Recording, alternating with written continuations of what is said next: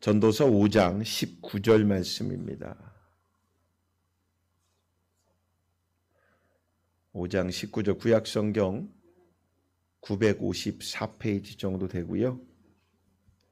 5장 19절 말씀 다 같이 한 목소리로 합독하도록 하겠습니다. 구약성경 954페이지 정도 됩니다.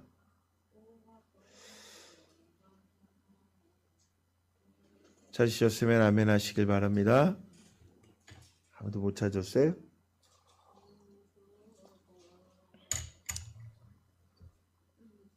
전도서 954장입니다. 5장 19절 말씀. 전도서 5장 19절 말씀입니다.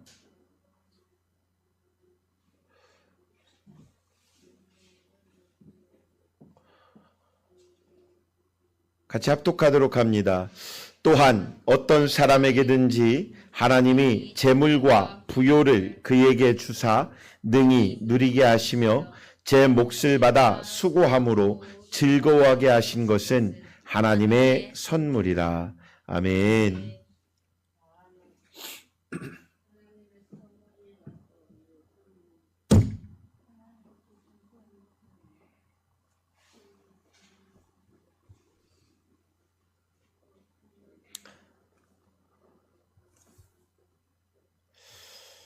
무언가를 누리고 산다라는 것은 행복한 일이지요.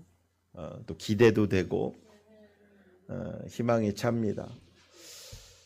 2026년 새해 그냥 2025년이 갔으니까 2026년이지라는 것이 아니라 2026년이라는 이 새해를 희망차게 많은 사람들은 여깁니다. 그러면 여기는 것만이 문제가 아니라 이것을 누릴 수 있게 하신 그 은혜를 주신 하나님을 기억하고 허락하신 이에 또 주신 이에 그 마음을 우리가 새긴다면 누릴 수 있는 자격이 분명히 되지 않을까라는 그런 마음을 가져봅니다.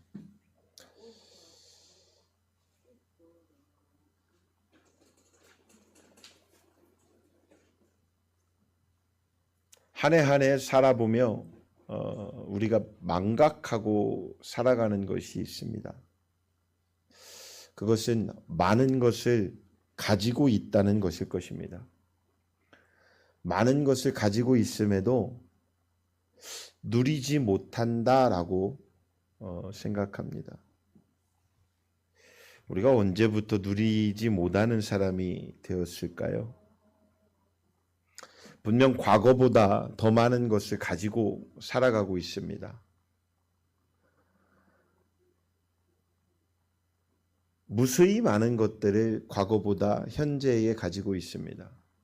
그리고 미래를 생각하면 더 많은 것들이 우리가 가질 수 있는 것들이 있을 것이다 기대하며 그것을 발전이라 말을 하고 살아갑니다. 분명 과거보다 더 많은 것을 가지고 살고 있는데 그런데 마음이 더 바빠지고 그러다 보니 기쁨은 더 짧아지고 감사함은 점점 더 어려워집니다. 무언가를 얻으면 기뻐하기도 전에 다음 목표를 바라보게 되고 또한 이루면 누리기도 전에 그 이룬 것을 가지고 다른 사람 것과 비교하게 됩니다. 우리는 가진 것보다 누리는 것을 잃어버렸다라는 것입니다. 어떤 사람이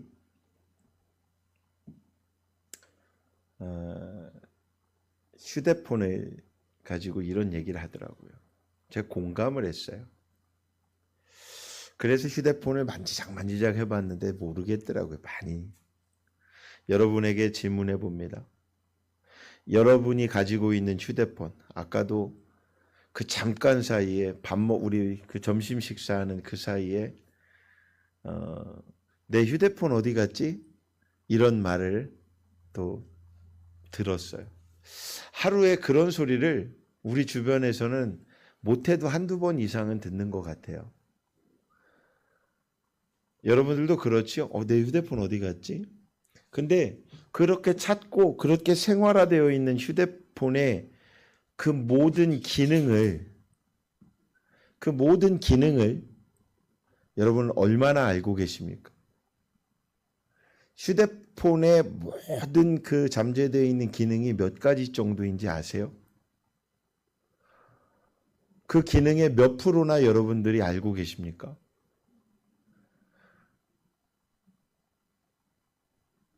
질문하면은 좀 대답을 해야지. 질문했다 싶으면 고개를 숙여요. 몇 프로나 될까요? 그런데 그 몇 프로도 안 되는 것 가지고도 우와 휴대폰 되게 좋다 이렇게 얘기를 합니다. 맞죠? 무수히 많은 기능이 그 안에 들어가 있는데 개발자들은 그 무수히 많은 기능이 다 필요할 것이다라고 해서 여기에다가 탑재를 시켜놨는데 우리는 그 기능을 다 잘 모르면서 그냥 그래요. 휴대폰 좋다라고만 생각하고 아끼려고만 합니다. 중요한 것은 휴대폰이 좋다 하려면 이 기능을 다 알아야 되지 않을까요? 그 탑재를 한 개발자의 생각을 좀 따라가 보려고 하는 것도 중요하지 않을까요? 그래야 정말 그 휴대폰의 기능을 우리가 누릴 수 있어야 되는데 이 비싼 거야. 그러니까 이 비싼 휴대폰을 깨면 안 돼. 부셔지면 안 돼. 갖고 맨날 이렇게 이러고만 잘 보관하려고 하고 하지. 중요한 것은 그것이 아닌 것 같아요. 비유하자면 전도서 기자는 이 바쁜 세상 한가운데서 우리에게 아주 가장 중요한 질문을 이렇게 던지고 있습니다.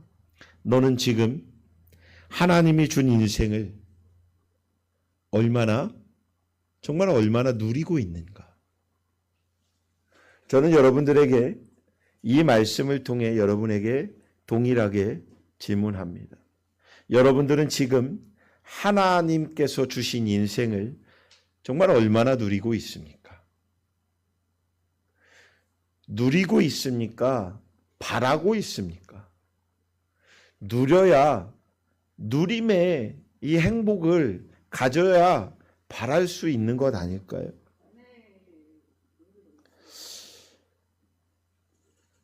오늘 이 본문의 말씀은 오늘 저에게 2026년 담임 목사인 저에게 주신 말씀입니다. 제 말씀과 저에게 주신 말씀으로 지금 설교의 본문을 잡고 설교를 하고 있습니다. 그러니까 이 말씀은 제가 26년을 이 말씀 붙잡고 살아가길 원하며 살아가기 위해서 설교로 편재했습니다. 오늘 본문은 이렇게 시작합니다. 하나님이 재물과 부요를 그에게 주사. 그럼 이 말씀이 누구에게 줬다? 저에게. 그럼 저에게 줬다라는 건 여러분에게 동일하게 준 줄로 믿습니다.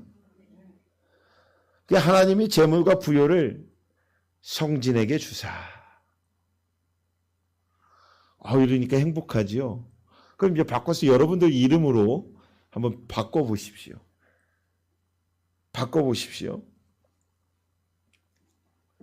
시작.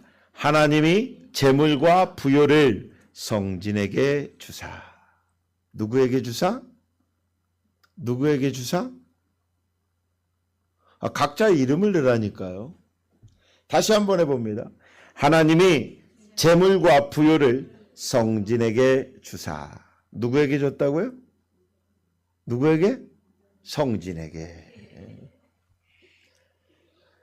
성경은 분명하게 이렇게 말씀합니다. 우리가 가진 모든 것은 내가 쟁취한 결과물이 아니라 하나님이 허락하신 몫이라는 것입니다. 능력도, 기회도, 건강도, 오늘 숨쉬는 이 공기도, 이 하루도 우연이 아니라 하나님의 은혜였음을 우리는 기억하여야 합니다. 우리는 자주 이렇게 말을 합니다. 내가 열심히 해서 여기까지 왔다고. 내가 열심을 다해서 노력했기 때문에 여기까지 왔다. 그런데 조금만 깊이 한번 생각해 보면 열심히 할 수 있었던 체력도, 기회가 열려 있었던 그러한 환경도, 지금까지 지켜질 생명도 모두 여러분들이 열심히 했기 때문에 그것이 이어졌을까요? 여러분들이 만든 것이 아니지요. 창조주께서 허락해 주셨기 때문에 우리는 여기까지 올 수 있었던 것입니다. 그것을 망각하면 안 됩니다. 무당들이나 불교에서 이렇게 말을 많이 합니다. 팔자라고. 그리고 그런 그 운명이 있다라고 얘기를 하고 점을 보고 얘기를 합니다.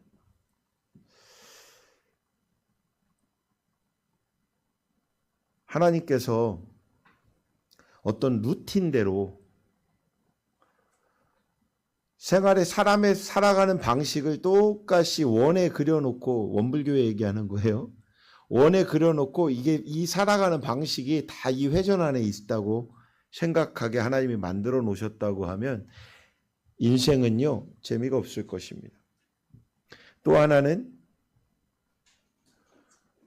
하나님이 6,000년 동안에 지금까지 이렇게 이끌어 오실 이유가 없을 것입니다. 왜? 그 영광이 거기서 거기니까. 그러지 않을까요? 아담 때에 받았던 영광이나 지금 우리한테 받을 영광이 똑같다면 하나님께서 뭐하러 지금까지 똑같은 재미없는 그런 세상을 영위하고 계실까요? 창조주께서. 뭐하러 미묘 복잡하게, 지금 현재 인구가 80억이지 죽은 사람까지 다 따져보세요. 얼마나 많은데. 그런데 그 모든 사람들의 얼굴이 다 다르게, 산도 다르게, 나무도 다르게, 다 다르게 창조하고 계실까요? 그러나 사람들이 본, 자기들만의 본, 내가 본 한계라는 건 끝이 없는 게 아닙니다. 끝이 있습니다. 그 정점이 있지요. 그 지점 안에서 봤기 때문에 그것 안에서 내가 본 것을 이야기합니다. 석가모니도 자기가 본 것을 가지고 제자들에게 써내렸고 얘기를 해준 것이고, 공자도 마찬가지죠. 자기들이 본 것에 대한 것은 한계가 있습니다. 제가 본 것에 대한 것도 한계가 있습니다. 그러나 그 한계의 깊이를 가지고 저 또한 제가 경험한 것을 가지고 여러분들에게 이야기를 하려고 하지, 경험하지 않은 것을 가지고 추상화해서 이야기하지는 않을 것입니다. 저는 그러므로 말미암아 우리 공자도 석가모니도 참 존중하고 존경합니다. 왜냐? 그들의 경험이 있었기 때문에 살아갈 사람들의 삶에 대해서 지표를 삼아주고 방향과 방법을 이야기해 줬기 때문에 고마운 사람들입니다.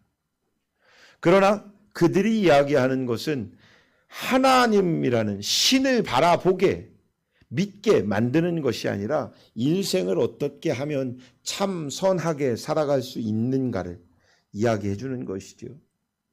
그러나 기독교는 어떻게 살아가야 하는 것을 알려주는 종교가 아닙니다. 어떻게 하나님을 바라볼 것인지, 하나님을 믿을 것인지, 하나님께서 만드신 세상을 누릴 것인지에 대해서 알려주는 것입니다. 하나님은 주시는 분이시기에 더 큰 은혜는 능히 누리게 하시는 것입니다.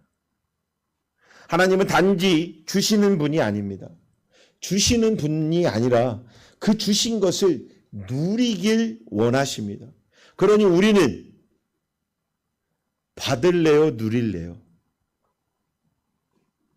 본문은 이렇게 말씀합니다. 능히 누리게 하시며, 능히 누리게 하시며.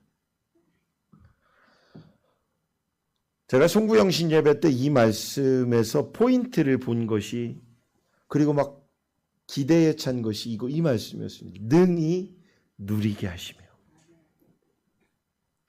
사실 세상에는 가졌으나 누리지 못하는 사람들이 너무나도 많은 것 같습니다. 돈은 있지만 늘 불안한 사람. 시간은 있지만 쉼이 없는 사람. 가정은 있지만 대화가 없는 사람. 얼마나 안타깝습니까?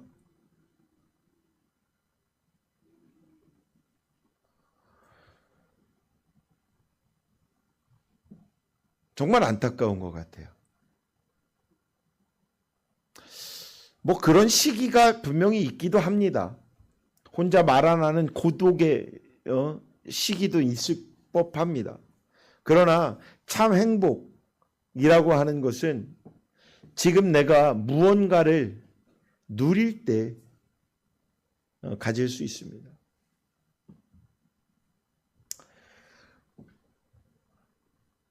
로또 복권을 가진 사람이 가장 행복할 때가 언제인지 아십니까? 가장 행복할 때가 구입하고서 일주일을 기다릴 때입니다. 일주일을 기다리다가 로또 복권에 당첨이 안 돼도 에이 하고 하지만 로또 복권에 당첨된 사람이 기쁠 것 같습니까? 아니요. 그다 불안감이 온답니다. 이 돈을 내가 1등 된 것을 알면 어떡하지? 하는 불안. 지난주인가에 뉴스에 보니까 1등 당첨자가 은행에 갔답니다. 이 로또 복권을 당첨받은 것을 이렇게 수령하려고 하면 서울에 있는 농협 그 본점에 가야 되나 봐요. 거기에 딱 갔더니 그곳에서 빨리 비밀리에 빨리 줘갖고 돈을 받아야 되는데 거기서 주면서 주민번호가 뭐냐 뭐 이것저것 막 묻더래요. 그걸 물을 이유가 없는데 묻더래요. 막 묻다 보니까 뭐 한 시간을 거기서 있더니 갑자기 그걸 가지고 상품을 들으라고 얘기하고 막 이래서 막 본인이 분했다고.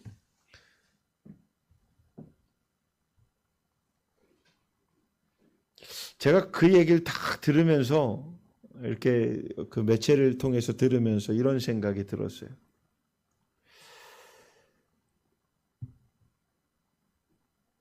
그 비싼 비용에 뭐 당첨됐다고 해서 그 정도쯤이야 감수하지라는 것이 아니라 그 1시간이라는 시간에 저희 사람의 인생의 평생 동안에 그 1시간은 돌아오지 않을 시간인데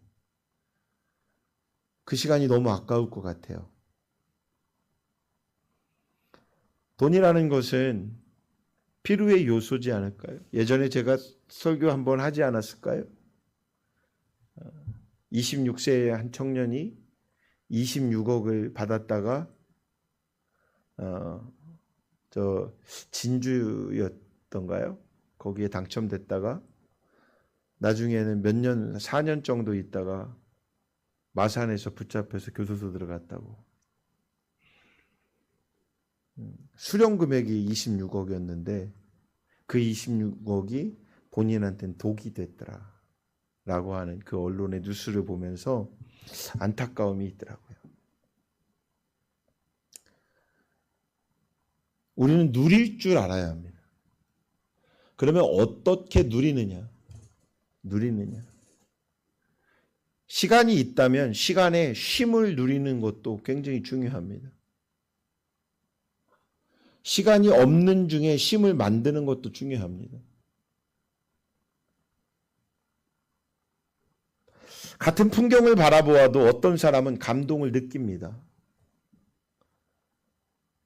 그런데 어떤 사람은 같은 풍경을 보고 있음에도 그 풍경에 대해서 아무런 감흥을 느끼지 못하는 사람도 있습니다.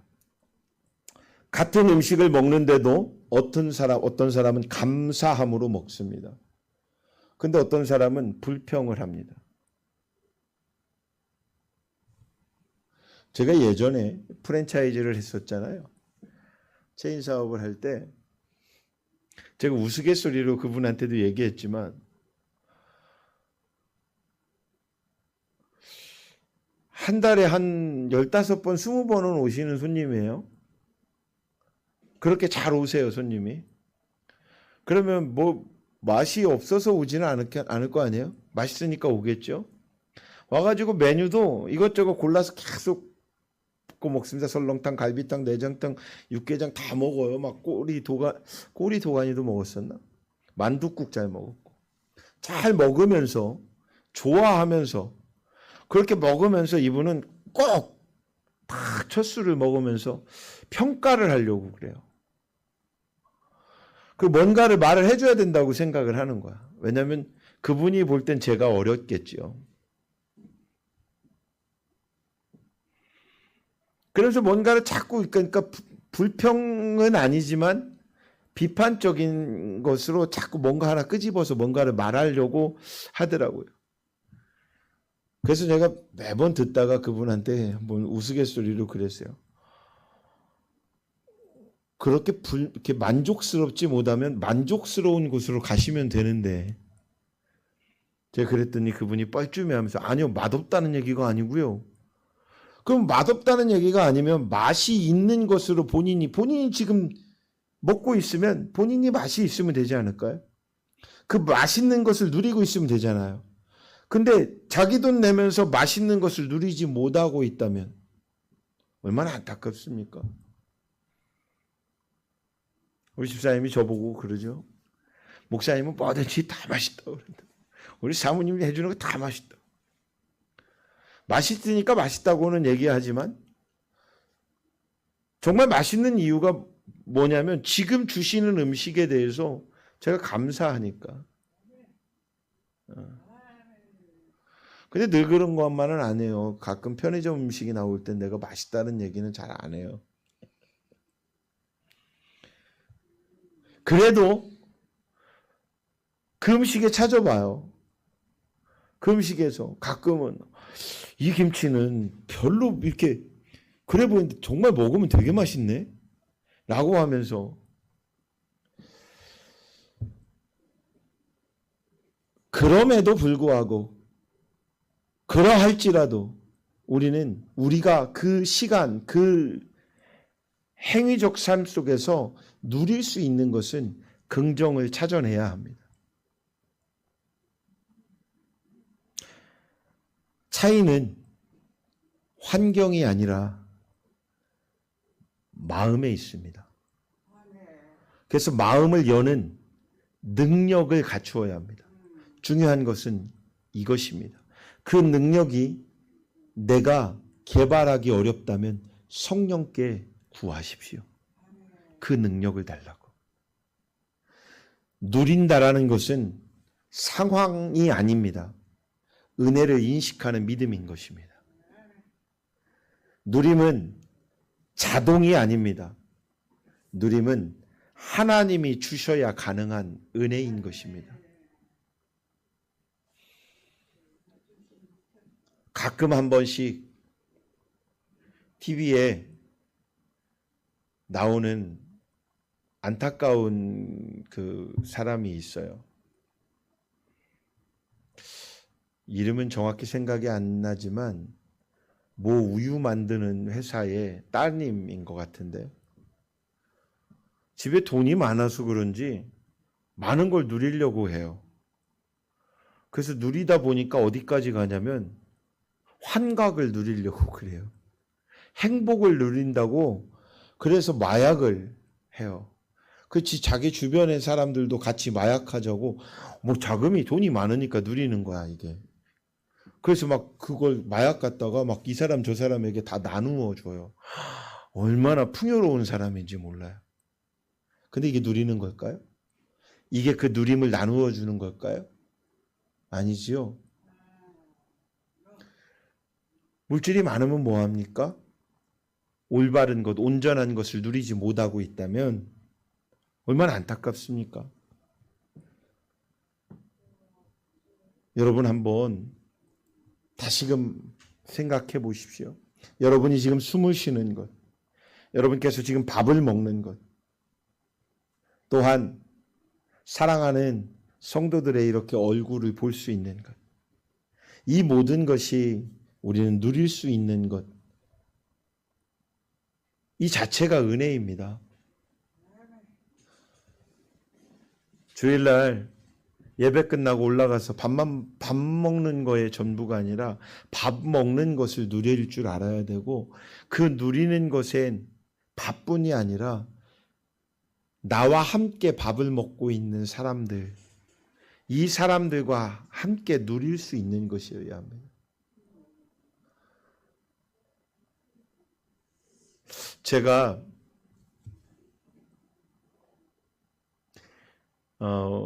이쪽 월평동으로 교회를 우리가 옮기면서 혼자 속으로 고민을 좀 했었던 것도 있었어요. 그게 뭐였냐면,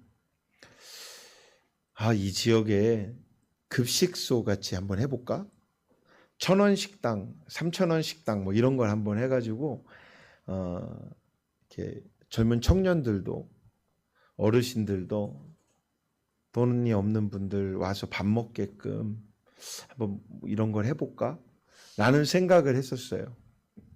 그러다가 어느 한 곳을 이렇게 보게 됐는데, 물론 가서 본 거는 아니지만 예전에 제가 그 사회복지할 때는 그런 현장에 가서 있었지만 그때는 그렇게 크게 생각은 안 했어요. 그런데 어느 언론에서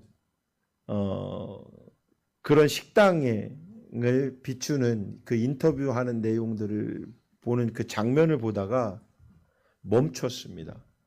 이유가 뭐냐면, 그 공간에 물론 필요하니까, 정말 배고프면 안 되고 굶으면 안 되니까 그 급식소는 꼭 필요합니다. 그런데 저희는 그걸 왜 하려고 하느냐? 교회이니까. 교회에서 왜 하려고 하느냐? 왜 밥을 줄까요? 그 밥보다 더 중요한 복음을 전하기 위함입니다. 그래서 밥을 줍니다. 그런데 그곳에서 본 어느 교회에서 급식소를 이렇게 운영을 하고 있었는데, 거기서 밥을 먹는 사람들의 얼굴이 그렇게 행복해함이 없더라고요. 밥 한 끼 지금 먹고 있는 그 모습 속에, 물론 제가 본 것이 객관적이라고 말씀드리는 건 아닙니다. 근데 제 눈에 그렇게 보이더라고요. 그들이 막 그 행복에 막 그걸 누리고 있는 게 아니라, 뭐 불안하거나 불평한 것은 아니지만 목적을 잃은 것 같다라는 생각이 좀 들었어요. 교회는 밥을 한 끼 주더라도 그 밥 속에 정말 중요한 복음이 있어야 합니다. 저희 교회에서도 주일날 여러분들과 함께 한 끼 식사를 하는 그 식사 시간에 제가 매주 느끼는 게 있어요. 그게 뭐냐면, 여러분들 입에서 정말 하나님 이 밥이 얼마나 감사한지 몰라요 라고 고백하는 이런 말들이 없어요. 그런 마음들이 잘 안 보이대요. 우리 권사님 빼고요. 다들 이 반찬에 대해서, 오늘 이 밥을 하신 분들에 대해서, 뭐 이런 어떤, 오늘도 아주 맛있는 고깃찌개죠. 먹으면서도 마찬가지인 것 같고, 비판하고 있는 게 아니라 그 시간에 그 음식이 내가 얼마만큼 누리고 있느냐라는 것은 감사하고 있느냐.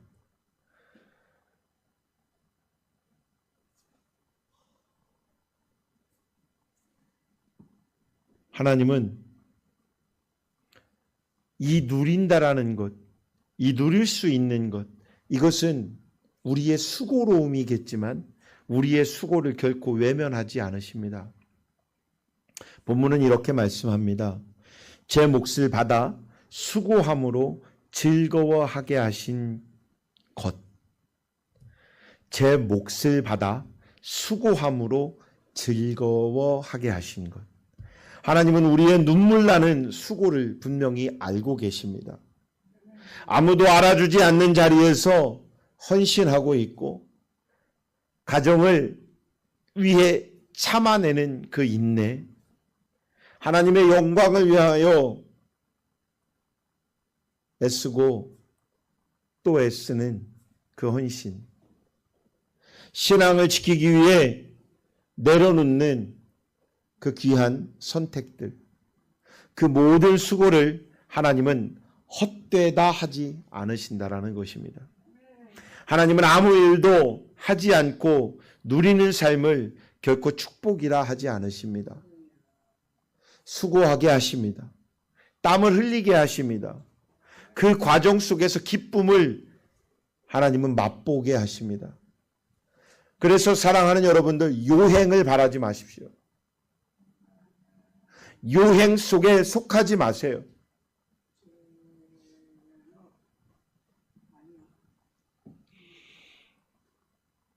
아이에게 용돈을 그냥 주는 것보다 작은 심부름을 맡기고 주는 것이 아이에게는 더 큰 기쁨이 될 것입니다.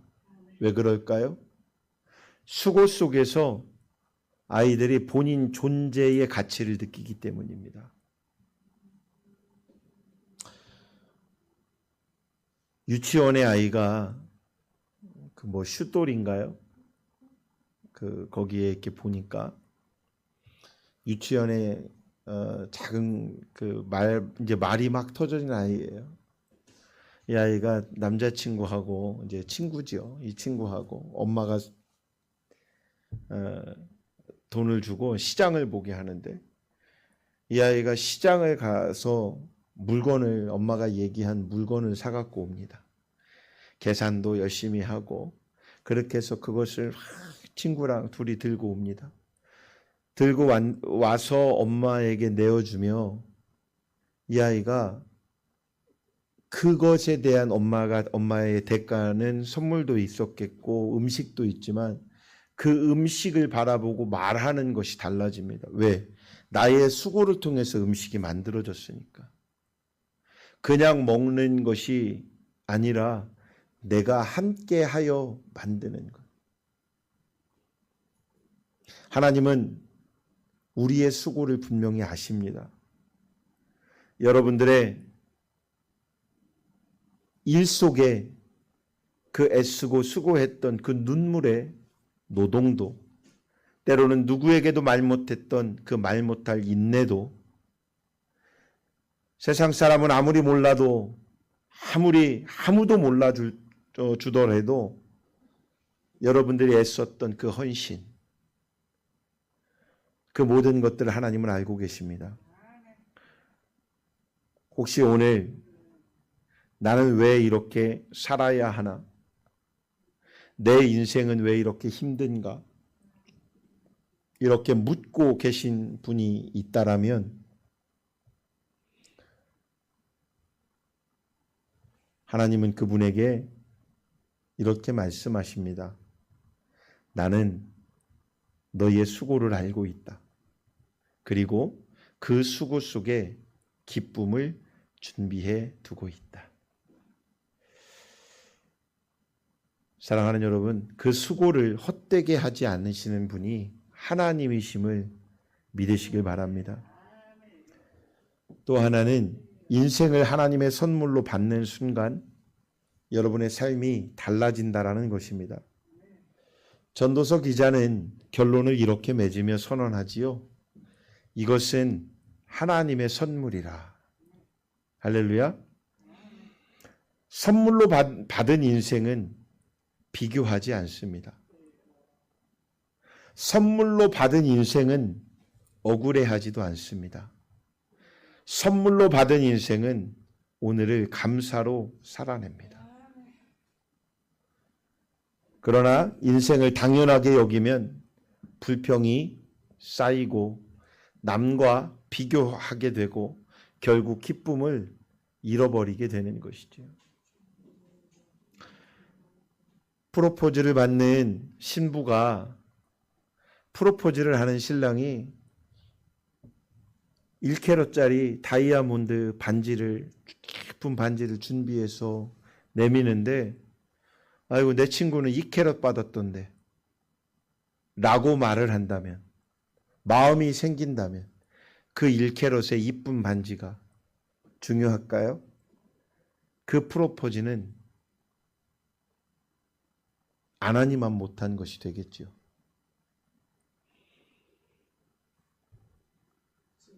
어린아이가 선물을 받을 때는 아이들은 값을 따지지 않습니다.